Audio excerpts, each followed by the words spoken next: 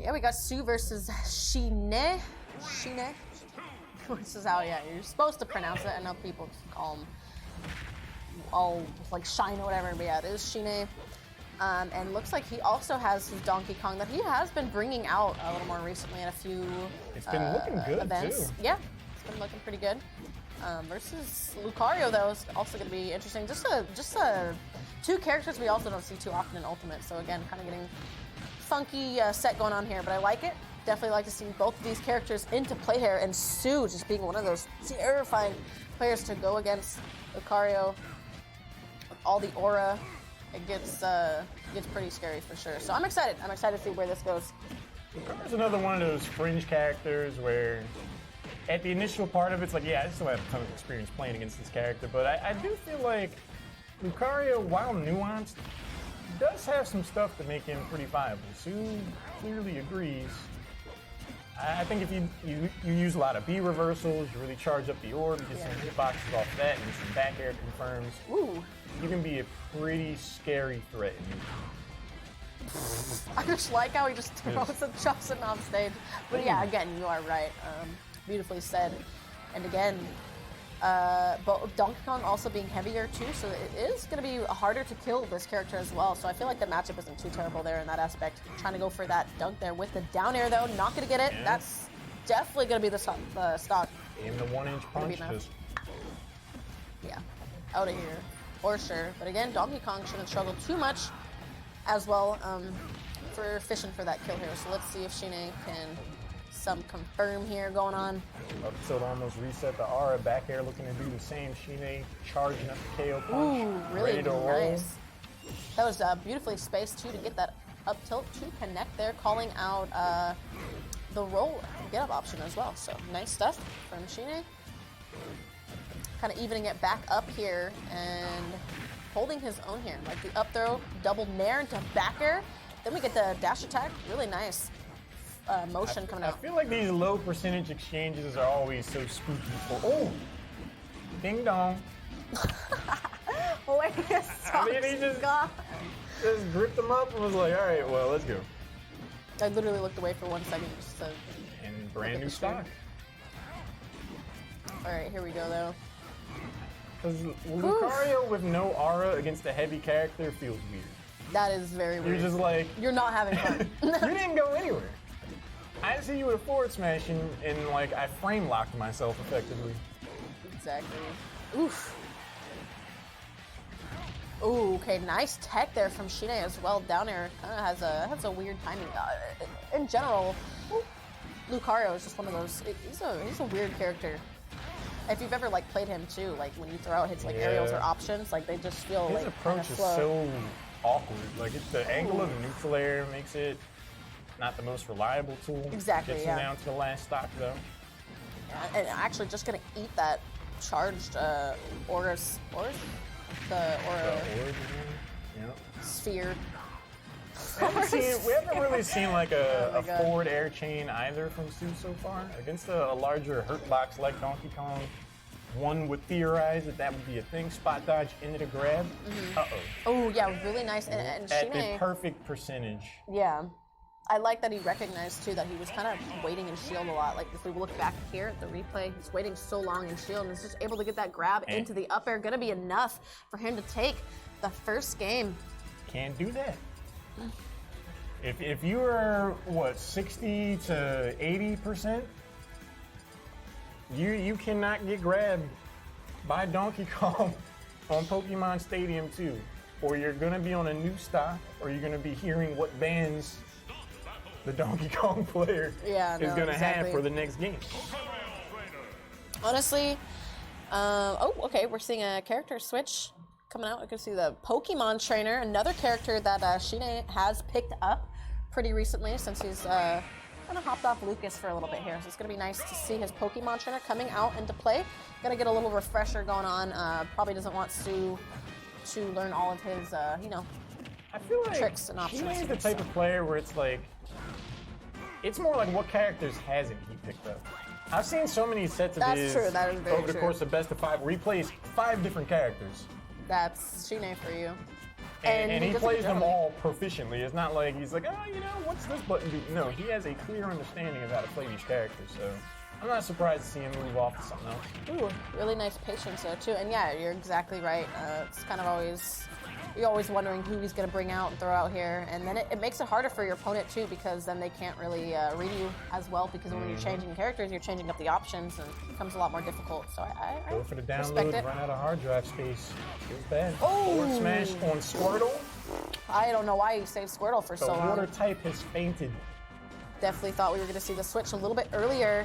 But yeah, Squirtle being one of the lighter characters in the game, I think the second lightest. Gonna eat that F smash, you are definitely done. Light enough. Light enough. Charizard comes out. The closer in a lot of instances, 76%. It's not really the percentages I would expect to see Charizard come out, but Yeah, no, very strange. every PT player is a bit different. They all have They their are. preferences. You really get into the mindset of how they like to approach the game. Sometimes if Squirtle has 150%, but the other player has 0, it's like, all right, well, I just need some combos. So, Yeah, and that's the beauty of this character too. You just have so much room to kind of just do what you want. Kind of have that freedom for sure. Ooh, okay. I just thought we were roll. gonna see a punish though. Down tilt, up tilt, but there we go. Up smash, out of shield. Also gonna do it. Nice stuff. We're gonna see the switch off of Charizard here. I think we're gonna stick around. It's interesting that we haven't even seen his Ivysaur, arguably the best of the three, out to play. So I guess he hasn't felt the need to try to set up some of that mid-range that the Razor Leaves can bring to the table. One thing that is interesting about this matchup in particular, and why we might be seeing Charizard more, well, Forward Smash kind of dismisses this theory, but if Lucario is low on percentage and has low aura, and you're playing a heavy character, you're probably not going anywhere. For a yeah, while. that makes sense. But defeated the whole purpose Right, with the F but smash if you there. need a Forward Smash at the ledge at 140%, well, It doesn't matter. can't help you there, buddy. All that work. Didn't even get that much percent. Was it worth? I don't know. It's hard to say. So, again, yeah, just switch to Ivysaur too. Definitely throw out, make it a little bit harder too. Throw out the Razor Leaf. The thing is, though, A little harder. it feels like ShiNe has had the upper hand, but you look at the bottom of the screen and you're like, he's actually kind of far behind. Yeah, he's whole stock down here. Practically even here, but Stu has the stock advantage here. So, I don't know. Looking like the Pokemon trainer is actually struggling a little bit more, which is interesting. But also, Stu probably has more practice against Pokemon trainer than Donkey Kong in general too. So, I feel like might even see him go back to Donkey Kong after this if he loses. You know, Or he is might pick looking random. Pretty grim. There's a good chance he knows the character he ends up with. There's the orb, 141%. Woo! Is that an up air? I couldn't see. Charizard literally just I took up think the that whole was an screen. up air. Probably was. Let's see if we look back here. It clashed right Here. away. It had, Yeah, it was. But it clanked. Like, it kind of clanked, but it traded. I don't know. It's either an up air or like the beginning of an up smash. Either way, game 3. Yeah. Game So 3. the question See now where we're going to run it becomes, towards here. what character is ShiNe going to break out? I mean, his Donkey Kong did pretty well the first game here. Was able Back to business? Yeah, back to. All right. And I'm pretty sure he two-stocked him with Yeah. Donkey Kong, so why not? Yeah, just go back. I think he was trying to mix it up a little bit, though, but definitely, yeah, go back to who you're comfortable with. And as we were saying, not going to struggle too hard in this matchup in general. Donkey Kong being one of the heavier characters in the game should be fine. Matchup comprehension is definitely going to be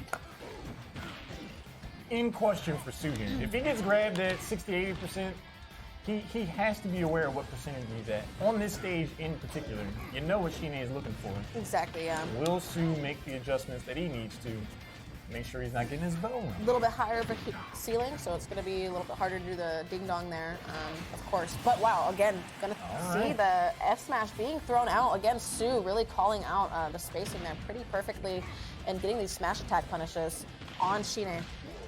Lucario just has this way of just kind of nickel and diming you and like, how am I at 90%? Like, what did he do? Here we There we go. go. Oh my god, that killed. You can't get grabbed at that percent range. You're gonna have a bad time. No, that was actually crazy. Again, that platform, look how he just waited on it in shield and was able to get that grab. You know what he was looking for. Sue basically just gave it to him. I don't know why he landed back on the platform. Questionable. He can't be on those platforms, and he cannot get grabbed. Yeah, unless he's trying to lose his stock. It's mission accomplished. Anyway, dash attack goes in. ShiNe, feeling pretty good about things. Gonna recreate the magic he had on game 1. Nice stuff again. Ooh, spot dodge coming in play with the down tilts. Forward, keeping ShiNe honest. 66% though. Sue, yeah, pretty even. It's pretty even. Right. Sue has to have learned by now. Please, oh yeah, this is scary. He's got to be real tricky about how he goes for these V reversals and tries to fall in because that can happen. If they get okay, that was actually really nice. Was able to avoid that proper DI2, mixing it up there. Sue also, we know what he was going for there. Here we go. Doesn't get the stock, however. Instead of the funky mode. Okay, just throws out the punch. He reverses that too in his face. Oh no, that was actually beautiful coming out from ShiNe here. That was also really nice too, mixing it up. Sue kind of taking advantage of the neutral B aura there and mixing up his options instead of following up with up air. We're seeing the back air come out. Not going to be enough to kill though. That should be enough. No aura, no problem. Final stocks, winners round of game 3. Who's dropping down to losers? Big question is Sue going to get grabbed at 68%? Ooh, okay, there's a jab block. Nice. Getting close. 50% real quick. Wait. Oh my god, okay, suddenly you don't see ShiNe attacking that much anymore. That's strange. Can't imagine why. Getting really scary here. I like the movement coming out from ShiNe. It's just going to be enough. That's stock. That's it. I gotta say. Please clip that. Oh my god. I am so shocked.